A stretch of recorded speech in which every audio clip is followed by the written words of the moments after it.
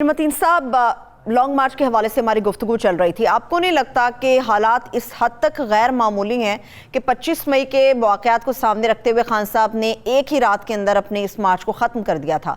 अब जो सवाल वाउडा साहब उठा रहे हैं या जो चीज़ें बता रहे हैं संगीन नौयत की, उसको सामने रखते हुए चंद रोज़ के लिए इसको पोस्टपोन कर देना चाहिए? नहीं, ये तो उनका एक सियासी फैसला है और मेरा ख्याल वो ये अब अनाउंसमेंट करके वापस तो नहीं ले सकती आपके और मेरे कहने पे। मगर ये क्योंकि अरशद के केस से हमारे साथ मेरा ख्याल है सईद मिन्हाज साहब लाइन पे मौजूद हैं। सईद मिन्हाज साहब का तारुफ करवा दूं कि ये बेशतर अखबारात के और टेलीविज़न के एडिटर भी रहे हैं, न्यूज़ डायरेक्टर भी रहे हुए हैं और ये इस वक्त कीनिया में मौजूद हैं और इस केस को बहुत बगौर देख रहे हैं। मैं उनसे सवाल करूंगा, मगर उससे पहले मैं एक बड़ी तकलीफ़दा जो है आपसे एक ख़बर शेयर कर लूं कि अरशद शरीफ के ख़िलाफ़ बगावत पर उकसाने के जो मुकदमात किए गए थे 20 मई को, वो उनकी प्रोटेक्टिव बेल थी कि उनको मना किया गया था कि इस्लामाबाद की पुलिस और चारों पुलिस उनको गिरफ़्तार नहीं कर सकती। वो डेडलाइन जो है वो कल ख़त्म हो रही है और कल उसकी पेशी है उनकी।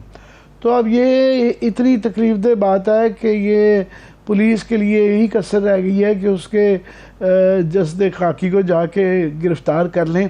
और फिर कहा जा रहा है कि ना इसमें इस्टेब्लिशमेंट का रोल था, ना गवर्नमेंट का रोल था, और ये 13 मुकदमात भी हो गए और बगावत जैसे मुकदमात भी हो गए। तो मैं तो ये ख़बर पढ़ के बड़ा रंजीदा सा ही हो गया हूँ कि इतनी तकलीफ़देह बात है ये। बहरहाल मैं चाहूँगा कि सईद मिन्हाज साहब से कीनिया में, क्योंकि वहाँ बैठे देख रहे हैं और काफ़ी सारे जो सवाल हैं और आज जो फैसल वाडा साहब ने मज़ीद सवाल रेज़ कर दिए हैं, इनसे जवाब चाहूँगा। सईद, आपको आवाज़ आ रही है? जी सर, आ रही। जी सईद, जो वाडा साहब ने आज जो दो बातें की, पहले तो आज खबर छपी हुई थी केन्या के अंदर ही कि जी पाकिस्तान से किलिंग गैंग अरेंज किया गया था जो कि हिट स्क्वाड था जो उनको मारने के ऊपर तुला हुआ था। फिर अभी जो लंबी चौड़ी प्रेस कॉन्फ्रेंस वाडा साहब ने की है उसमें दो बड़े अहम सवाल हैं। एक, उन्होंने कहा कि जनाब ये एक बहुत बड़ी साजिश का हिस्सा था उनको मरवाना और उनको कीनिया ख़ास तौर पे इसलिए भिजवाया गया और वहाँ लोग तैयार थे। और दूसरा, उन्होंने कहा जी उनको क्लोज़ रेंज से मारा गया, के साथ में इशारा तकरीबन यही दिया कि उनके साथ जो बैठा हुआ था उसने उनको गोली मारी। आप वहाँ बैठे देख रहे हैं, सारी आई एम श्योर केस को फॉलो कर रहे हैं, लोकल प्रेस को भी जा रहे हैं, कीनिया में बैठे हैं, तो आप ज़रा हमें बताएं कि क्या वाक़याती शाते क्या हैं, क्या आपका क्या एनालिसिस है? सर देखें, ये बड़ा इसमें मिस्ट्री हर रोज बढ़ती जा रही है। जैसे ये संडे को वाकया हुआ है, इतवार का, और कल पुलिस ने एक नया वर्जन इशू किया है यहाँ पे कि जी हमने पहले तो वर्जन ये आया था पुलिस का कि ये मिस्टेकन आइडेंटिटी है और उसमें उन्होंने कोई और डिटेल्स नहीं दी थी। उन्होंने कहा था कि हम इन्वेस्टिगेट करेंगे। शाम तक उन्होंने एक नई स्टेटमेंट इशू कर दी कि जी ये जो था हमने इनको स्टॉप करने की कोशिश की, ये रुके नहीं और ये आगे चले गए और हमने कुछ देर तक इनका ताक़ुब किया और उसके बाद शूटिंग हुई और शूटिंग में ये गाड़ी लेके भाग गए। और इनका ये कहना है कि इन्होंने ये ट्रेस किया, जो ड्राइवर हैं गाड़ी के वो हैं यहाँ के, आप समझ लें कि अगर पाकिस्तानी कॉन्टेक्स्ट में उसको देखा जाए तो वो यहाँ के मलक रियाज हैं, जिनके साथ अरशद रह रहे थे नैरोबी में। और नैरोबी से ये तकरीबन कुछ 2.5-3 घंटे की मुसाफत है जहाँ पे ये फार्म हाउस में गए थे। और ये फार्म हाउस तंजानिया के बॉर्डर के नजदीक है जहाँ पे कहा जाता है कि जानवर ज्यादा हैं और इंसान कम है। तो वहां पे तकरीबन 1000-1500 की कस्बा है वो। वहां पे ये सारा दिन गुजारने के बाद रात 8 बजे वहां से निकले हैं। तो पहले पुलिस की स्टेटमेंट यही थी कि जी ये तो हमने इनको जो वहां पे पाकिस्तान की तरह की पुलिस चौकी नहीं लगती, वहां पे उन सड़क पे ना वो पत्थर रख देते हैं, तो उन्होंने पत्थर रखे हुए थे। और ये जो ड्राइवर हैं ये तकरीबन इनका रोज का आना जाना है या इनका रेगुलर, ये वहां के फ्रीक्वेंट ट्रेवलर हैं जो वहां के लोकल रेजिडेंट्स कहते हैं कि जो वो रोजाना या तकरीबन अक्सर आते जाते रहते हैं। तो जैसे ये शूटिंग हुई है, पुलिस के पहले बयान के मुताबिक कि इन्होंने एक और पाकिस्तानी है जो वहां पे खेती बाड़ी का काम करते हैं या काश्तकार हैं या फार्मर हैं, वेल ऑफ फार्मर हैं, नक्कार साहब को फोन किया कि हमारे ऊपर फायरिंग हो रही है। और बकौल इनके कि ये गाड़ी वहां से दौड़ा के नक्कार साहब ने इनको कहा कि जी आप गाड़ी दौड़ाएं यहां से और आप मेरे फार्म हाउस पे आ जाएं। जहां पे इन पे फायरिंग हुई है वहां पे नक्कार साहब का घर 26 किलोमीटर दूर था तकरीबन।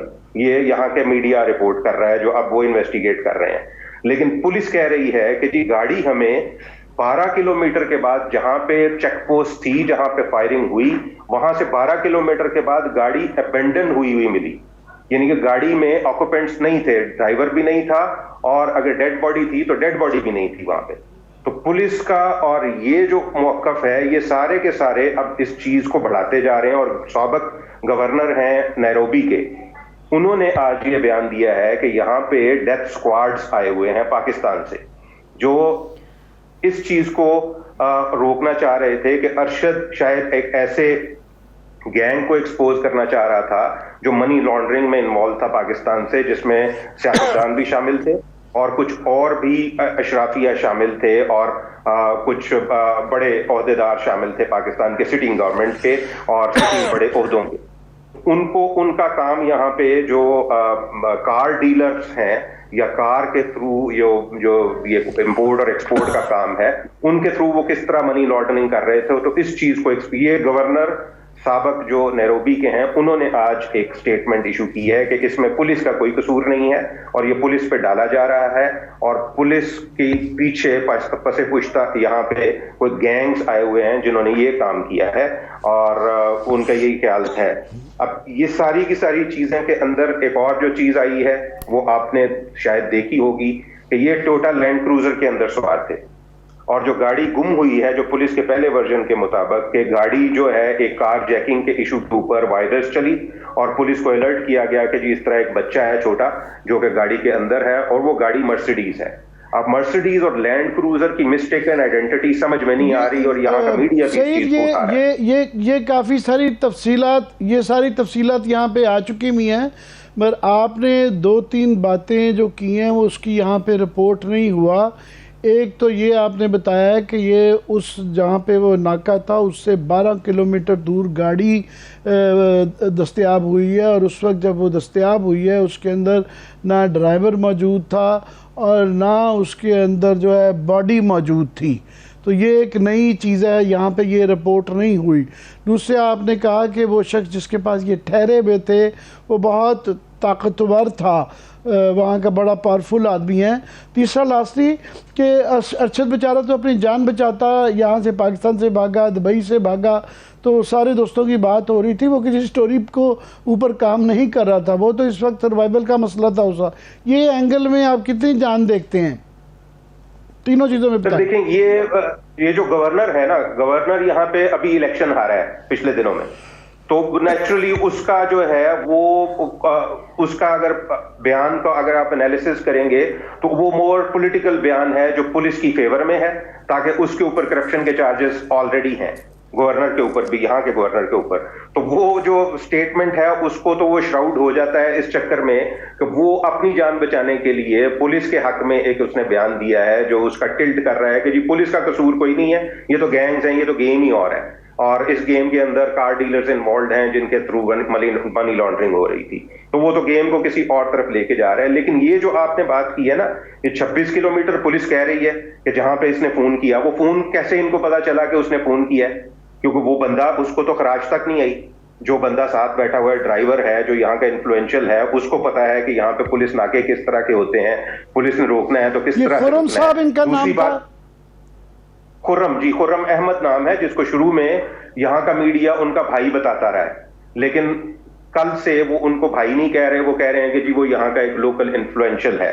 अब वो कह रहे हैं कि जी उसने जैसे ही फायरिंग हुई है उसने नक्कार साहब को किसी को फोन किया है, जो नक्कार साहब यहाँ के फार्मर है जो कि नैरोबी के करीब रहते हैं। तो ये वापस आ रहे थे नैरोबी की तरफ, 8 बजे ये निकले हैं। पुलिस का कहना है कि 10:40 पर उनको 12 किलोमीटर दूर, जहां पे ये वाकया हुआ है फायरिंग का, उससे 12 किलोमीटर दूर 10:40 पर गाड़ी अबंडन हुई मिली है। यानी कि वो गाड़ी छोड़ के भाग गए हैं, ना उसमें लाश थी ना उसमें बंदे थे।